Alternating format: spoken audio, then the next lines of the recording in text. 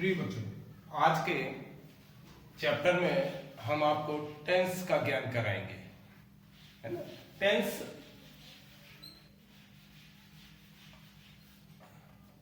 Tense tense का अर्थ होता है काल, जिसमें हम काल को तीन भागों में बांटते हैं। काल, समय को हम तीन भागों में बांटते हैं। नंबर एक प्रेजेंट, नंबर दो पास्ट और नंबर तीन फ्यूचर। अब ये प्रेजेंट, पास्ट, फ्यूचर, वास्तव में ये मात्र दो टेंस होते हैं, प्रेजेंट और पास्ट। क्योंकि हम जो कार्य करते हैं वो कार्य या तो हम प्रेजेंट में करते हैं या पास्ट में करते हैं। फ्यूचर में कार्य करने की संभावना होती है, कार्य किया नहीं गया होता है, इसलिए फ्यूचर टेंस को हम मॉडल वर्ब में प्रयोग करते हैं। अब चूंकि वो भी हमारा समय होता है, आने वाला समय होता है, इसलिए उसको हम टेंसेस में समाहित करते हुए आगे पढ़ाते हैं। तो सभी के, प्रेजेंट के, पास्ट के और फ्यूचर के, ये हमारे टेंस के चार भाग होते हैं। नंबर एक simple past, simple present,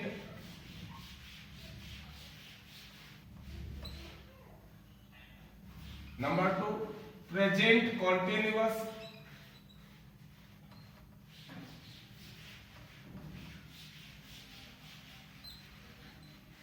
number तीन प्रेजेंट परफेक्ट और नंबर चार present perfect continuous,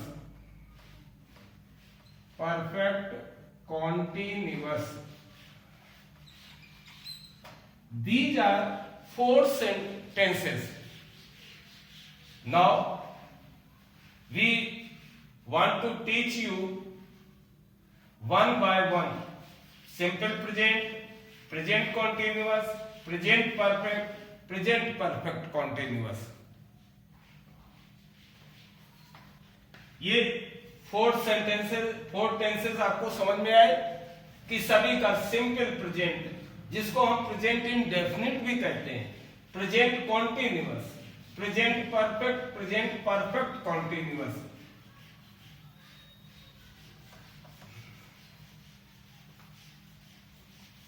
now simple present,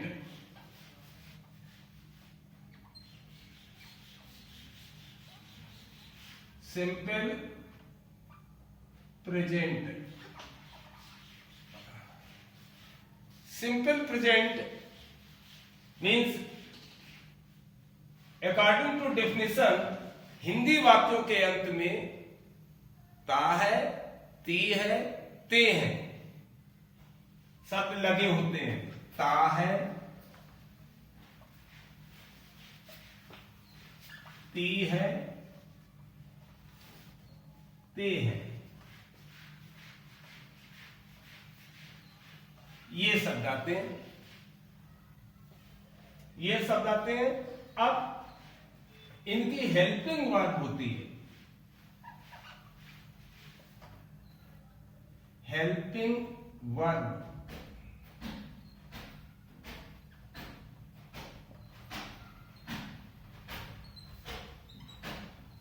helping verb.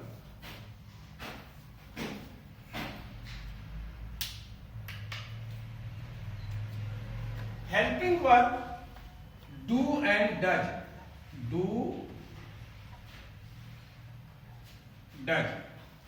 प्रिय बच्चों, जब हमारा सब्जेक्ट सिंगुलर नंबर होगा तो हम डज का प्रयोग करते हैं, जब हमारा सब्जेक्ट प्लूरल नंबर होगा तो डू का प्रयोग करते हैं। Singular does,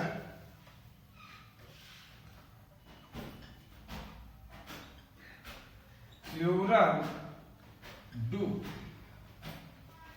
does and do, but in simple sentences helping verb is not used. In simple sentences helping verb is not used. Remember it.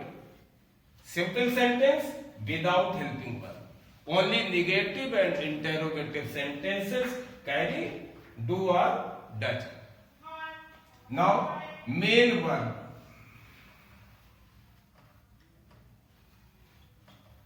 Main verb in simple sentences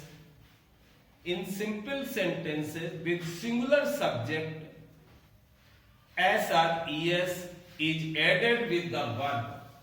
Simple sentences with singular subject. ध्यान दें, with singular subject s or es is added with the verb. S, es with the verb. Verb in with singular subject. Singular subject.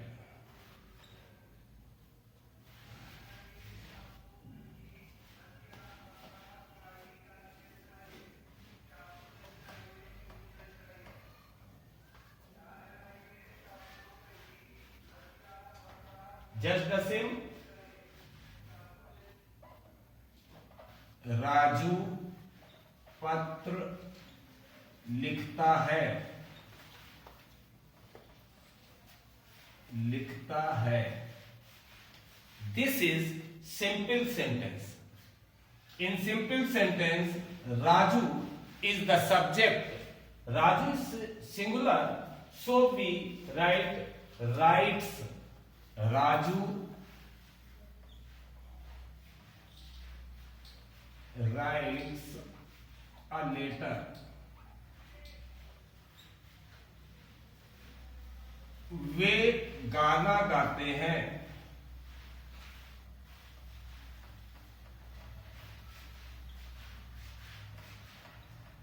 वे गाना गाते हैं. दे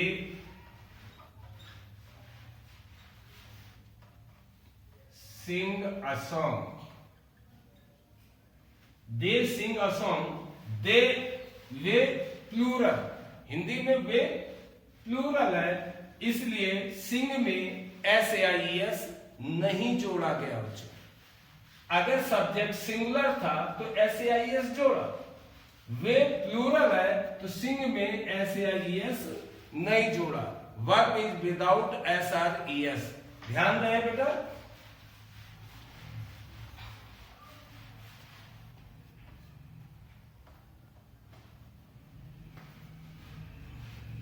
negative sentence. Negative. Raju गाना नहीं गाता है. राजू गाना नहीं गाता है. अब नहीं शब्द लग गया, इसलिए इस वाक्य को हम निगेटिव कहेंगे और इसमें सब्जेक्ट हमारा सिंगुलर नंबर है. सब्जेक्ट सिंगुलर है. निश्चित रूप से हमने अभी बताया था कि इसमें डज लगता है. सिंगुलर सब्जेक्ट के साथ हेल्पिंग वर्ब डज लगेगी, इसलिए Raju does not sing a song.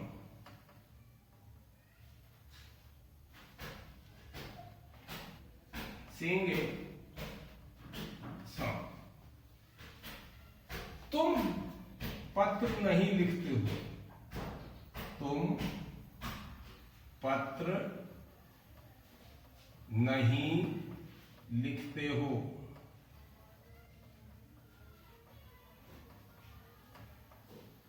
अब तुम पत्र नहीं लिखते हो, इसमें तुम प्लूरल है. तुम शब्द को तुम शब्द को हम प्लूरल में लेते हैं, इसलिए इसमें you do not write a letter.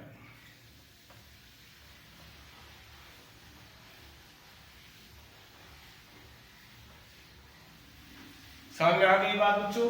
Singular subject के साथ डज और प्लूरल सब्जेक्ट के साथ डू का प्रयोग करेंगे। क्लियर? नाउ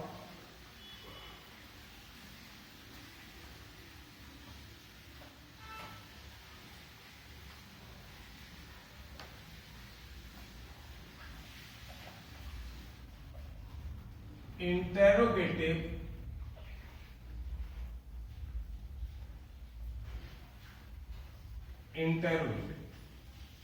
अब इंटेरोगेटिव में क्या करते हैं बच्चों? इंटेरोगेटिव में हम हेल्पिंग वर्ब को बाहर कर देंगे। और कब? जब हमारे हिंदी वाक्यों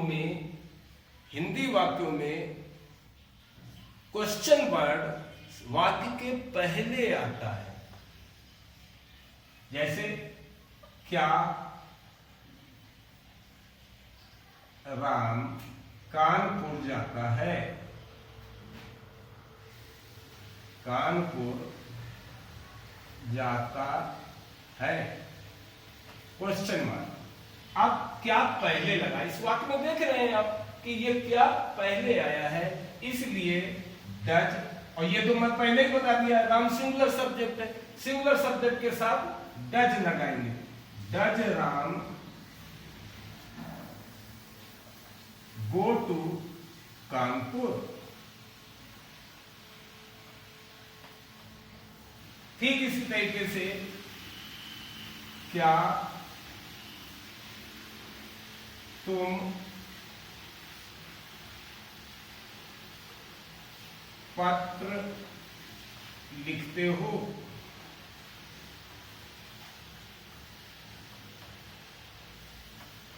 तो इसमें क्या पहले लगा है बच्चों? क्या जब पहले लग जाएगा तो हम हेल्पिंग वर्ब पहले लगाएंगे। डू यू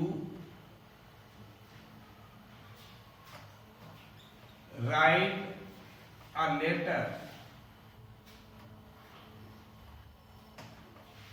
अब इंटेरोगेटिव सेंटेंसेस दो प्रकार से पूछे जाते हैं। एक तो क्या बीच पहले, अब हमारा ये बीच में आ जाएगा।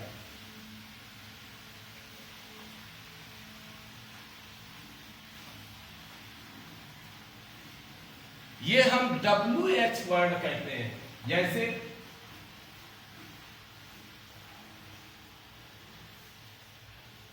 राम कहाँ जाता है?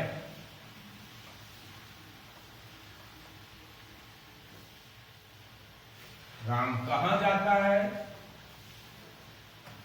अब राम कहाँ जाता है, इसमें क्वेश्चन वर्ड हमारा बीच में। इसको क्या करेंगे? सबसे पहले WH word plus helping verb plus subject plus verb, इस तरीके से हम इसको ले जाएंगे। तो क्या हो जाएगा? वेयर डज राम गो? अब देखिए बेटा, ये तो मैं पहले ही बताया है कि आप helping verb according to subject use करेंगे। सब्जेक्ट सिंगुलर है, helping verb does. Subject plural है तो हेल्पिंग वर्ब डू। इसका विशेष ध्यान रहे।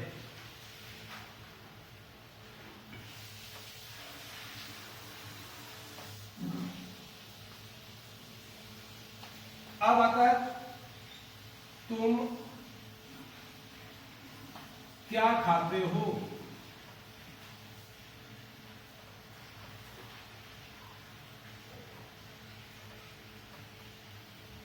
देखिए बच्चों, जब क्या शब्द बीच में आ गया तो हम लगाएंगे व्हाट डू यू ईट?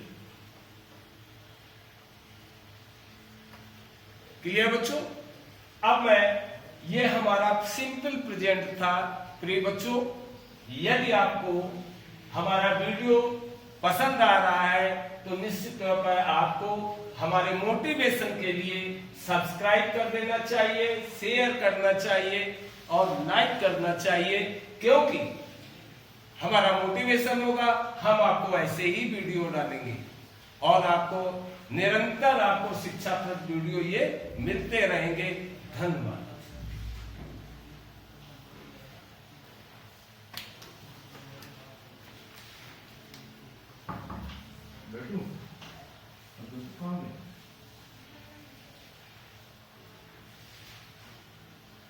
एक वीडियो बनाया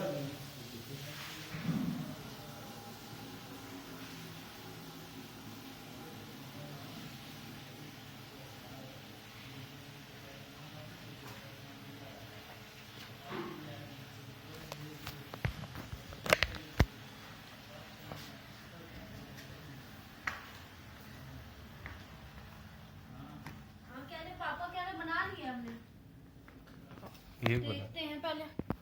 आधे को क्यों नहीं पढ़ाते रहे।